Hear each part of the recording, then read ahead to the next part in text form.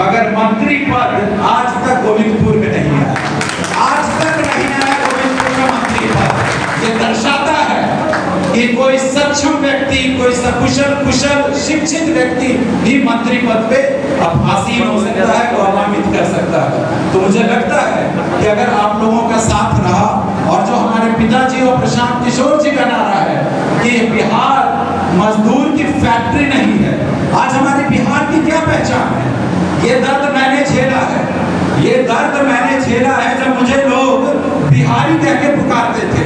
जब मैं दिल्ली यूनिवर्सिटी में पढ़ाई करता था, वहाँ पे मैं ज्योग्राफी ऑनर्स से पूरी यूनिवर्सिटी में जब मैं टॉप किया, तब भी मुझे लोग नीचा दिखाने के लिए, शर्मिंदा करने के लिए मुझे बिहारी कह के पुकारते थे, बिहारी कह के बुलाते थे। और उस समय लगता था कि ये धरती, उस समय ऐसा प्रतीत होता था कि ये धरती फट जाए और मैं उसमें समा जाऊं, क्योंकि दिल्ली में बिहारी शब्द एक गाली है, ये एक गंदी गाली की तरह है कि आपको बिहारी कह के बुलाया जाता है। तो ये दर्द मैंने झेला, मगर आज जब हम देखते हैं, जैसा कि प्रशांत जी कहते हैं कि बिहार का कोई ऐसा जिला नहीं है जिनके बच्चे भारत के दूसरे राज्य में जाके कार्यरत नहीं है।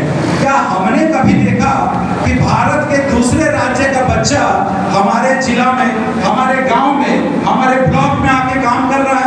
क्या हमने देखा कि महाराष्ट्र का कोई बच्चा, गुजरात का कोई बच्चा, पंजाब का कोई बच्चा, राजस्थान का कोई बच्चा नवादा में और गोविंदपुर में काम कर रहा है? एक भी नहीं। लेकिन भारतवर्ष का ऐसा कोई राज्य नहीं है जहां हमारे बच्चे बाहर जाके रोजगार नहीं करते हैं। और जब कभी कोई मजदूर पीटा जाता है या मजदूर की मौत होती है तो वो बिहारी मजदूर होता है। ये हमारे लिए दर्दनाक बात है, ये शर्मनाक बात है। तो इस पलायन को रोकना है, इस पलायन को रोकना है जो हर घर से बच्चों को मजबूर किया जा रहा है कि आप बाहर जाकर रोजगार करें। इस पलायन को रोकना है। ये पलायन कैसे रुकेगा? ये पलायन तभी रुकेगा जब यहाँ पर रोजगार के अवसर पैदा होंगे, हमारे बिहार में रोजगार के अवसर पैदा होंगे। आप लोगों ने कुछ दिन पहले न्यूज पढ़ा होगा कि बेगूसराय, बिहार का एक जिला है, बेगूसराय में इंडस्ट्रियल हब लग रहा है। इंडस्ट्रियल हब अर्थात हिंदी में अगर कहें तो कई वहां पर उद्योग लग रहे हैं, कल कारखाने लग रहे हैं। मैं पूछना चाहता हूं आप लोगों से कि क्या नवादा की जमीन बंजर है? नवादा की धरती में फैक्ट्री नहीं लग सकती है? जो बेगूसराय में जो फैक्ट्रियां लग रही है, वो अगर नवादा में फैक्ट्री लगेगी तो यहाँ के भी बच्चों को रोजगार मिलेगा और हमारे नवादा के बच्चों को बाहर नहीं जाना पड़ेगा। मगर इन बातों को विधानसभा में या लोकसभा में उठाने वाला कोई व्यक्ति होना चाहिए। आज हमारी बातों को विधानसभा में, लोकसभा में रखने वाला कोई व्यक्ति ही नहीं है। तो आज प्रशांत जी हमारी बातों को जोरदार तरीके से, शानदार तरीके से हर मंच पे रख रहे हैं, हर जगह उठा रहे हैं। वो कहते हैं कि हमारी सरकार की प्राथमिकता होगी कि हम पलायन को रोकेंगे, दूसरी प्राथमिकता होगी कि हम बच्चों को पढ़ाएंगे, क्योंकि जो बच्चा पढ़ेगा वही पढ़ेगा।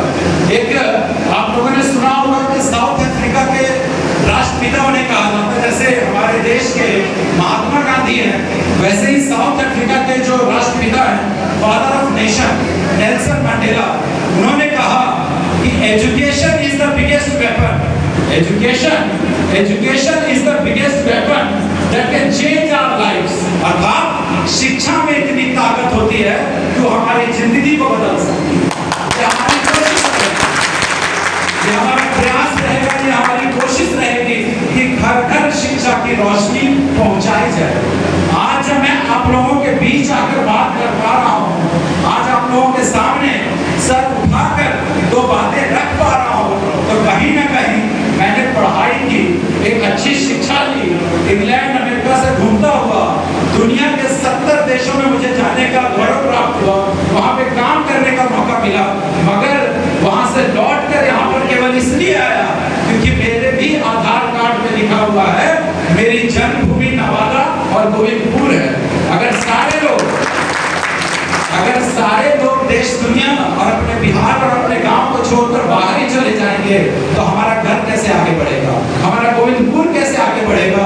इसी सोच के साथ, इसी तलब के साथ मैं आप लोगों के बीच अपनी नौकरी से इस्तीफा देकर, जैसा कि प्रदेश जी बता रहे थे कि स्टील की फैक्ट्री में जब स्टील दबता है, उस वहाँ पे वैसी फैक्ट्री में वो काम करते थे, स्टील बनवाते थे या बनाते थे, उस नौकरी को छोड़कर आज वो हिस्सा में जन स्वराज की बातों को आगे बढ़ा रहे हैं। तो इन बातों को समझ सकते हैं कि अपनी नौकरी से इस्तीफा देकर समाज में अलग जगाना एक काफी कठिन कार्य है, मगर हम चाहते हैं कि इसमें आप सबों का साथ मिले, आपका प्रयास रहे। हम आपके बीच, जैसा कि रंजीत जी कह रहे थे कि हमारे एक नेता हैं नवादा के, वो पूरे नवादा में अभी माफी अभियान चलाए हुए हैं, माफी मांगने का काम कर रहे हैं। 50 साल से हमने उन्हें मौका दिया, हमने उनकी माता जी को जिताया, हमने उनके पिताजी को भी जिताया, हमने उनकी धर्मपत्नी को जिताया और हमने कौशल जी को भी जिताने का काम किया। मगर 50 साल नवादा और गोविंदपुर पे राज करने के बाद भी आज वो क्या कह रहे हैं कि हमें माफ कर दीजिए, तो माफी अभियान चला रहे हैं। और आज जब मैं आपके बीच आया हूँ तो मैं माफी मांगने नहीं आया हूँ, मैं आपके बीच आपका प्यार, आपका आशीर्वाद, आपका स्नेह मांगने आया हूँ कि एक बार मौका दें, एक बार। और जैसा कि मैं अपनी सभाओं में कह रहा हूँ कि मुझे 5 साल का मौका नहीं चाहिए। जिस तरीके से प्रशांत किशोर जी कॉन्फिडेंट है कि वो अपने वायदे को पूरा करेंगे, उसी तरीके से मुझे भी लगता है कि जो चुनावी नारा, जो चुनावी वायदा मैं आपके बीच में करके जाऊंगा, अगर 1 साल के अंदर उसे पूरा करने का काम नहीं किया, 1 साल के अंदर अगर उसे पूरा करने का काम नहीं किया, अगर आप मुझे जिताकर भेजेंगे तो हम आपके सामने ये वचन देते हैं। सावन का महीना पवित्र महीना माना जाता है, इतने सारे बड़ों के सामने, इतनी सारे माताओं और हमारे दोस्तों के सामने मैं वचन देकर जाता हूँ कि जीतने के बाद 1 साल के अंदर किए गए अपने वचनों को अगर मैं पूरा नहीं कर पाया तो मैं इस्तीफा देना पसंद करूंगा। मगर आपकी गाली खाने के लिए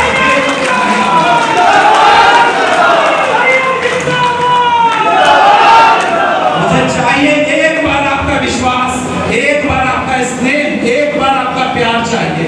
आपके घर का बेटा हूँ, आपके घर का, यही मैं पला, यहीं पे पढ़ा हूँ, इन्हीं के खेत खलिहानों में आरी पे कूदा हूँ, खेला हुआ, घूमा हूँ। मैं चाहता हूँ कि जितने मेरे बड़े जन यहाँ पे बैठे हुए हैं, जितने मेरे दोस्त यहाँ पर हैं, जितनी माताएं हैं, एक बार आप मुझ पर विश्वास करने का काम करें। आप लोगों ने एक बार प्रोफेसर केवी प्रसाद जी पे विश्वास किया, 1995 से 2000 के बीच में वो विधायक रहे, और आज भी पूरे गोविंदपुर में ये नारा दिया जाता है कि ऐसा कोई गांव नहीं जहां प्रोफेसर केवी का काम नहीं।